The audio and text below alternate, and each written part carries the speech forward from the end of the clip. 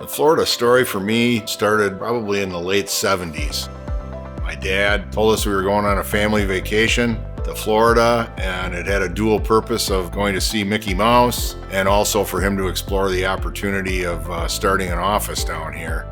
The way we started down there was by bidding school projects. They were going to come down here and do vertical building work. And we really struggled initially. That price of entry, I think, was a fair bit higher than maybe my father had estimated. About that same time, my older brother Dan finally was working on finishing up his engineering degree at MIT up in Boston. And so Dan came down, joined the company. We're doing this vertical building work. He's kind of seeing this highly competitive commodity market and said, this just doesn't make sense to me, and it's not really what I want to be doing for the rest of my life. So he took his technical skills from his college training and steered us into the water and wastewater market. Up to that point, we hadn't been doing much industrial work. We did the first water treatment plant in the Gulf until the car accident that took his life. He just was moving ahead in that area. Completely caught me off guard. All of a sudden, it's like Dan's gone, and I'll never forget. We had a service for him on a Saturday, and then I had to walk into the office on Monday and take all the office staff, and everybody's looking at me, and I just said, "Hey, I know what you're thinking. How long before I pack the bags up and we head back to Wisconsin?" When we lost Dan, it was a very scary time. It was emotional. Our division just felt like we were left hanging. I don't know how to describe it. And I said, I don't know what the plan is right now, but the plan is not to pack up. That's not going to be any part of the plan. Very stressful for Pete. I don't know, when I look back, how he did it. You've got to maintain the values as you move forward.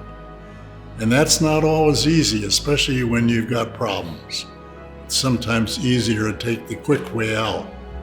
And we didn't do that, nor did our staff do it, because they were there with us. When my father passed away in 2004, Pete and I had a very serious conversation. I was finishing my time at UF. I was a sophomore at the time, and all I've ever wanted to do is work here. He asked me, I know you're in school for engineering, and I reiterated, Pete, this is all I've ever wanted to do. If you just can provide me that opportunity, that's all I'm asking for. I was taken back.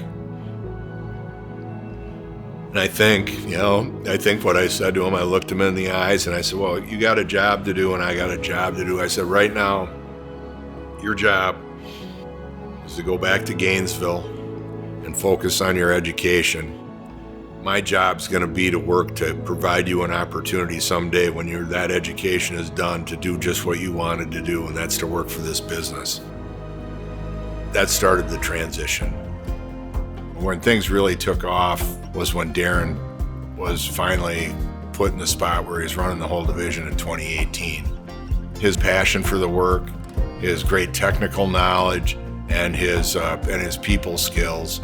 We didn't have that whole package in anybody else. Finding alternative ways to supply water to really the fastest growing state in the country. It's going to be an interesting challenge, but it's also going to be, rewarding because we're providing real value. We're not building commoditized things. We're building, what allows the building block life to happen. The future is however we want to paint it. And we were talking about how will we know when we've gotten kind of back to where, Dan had us. And I said, well, that'll be when they call us and say, hey, we need you to bid on this job. Where are you? Well, that started a couple, 3 years ago. We didn't have to be always doing outbound marketing. They were saying, hey, here's a job. We need to have Vogel at least looking at it. I appreciate my dad's work in building the division and then Pete's hard work in continuing it on. That, we're built on that foundation. Our staff's all here. We're all local.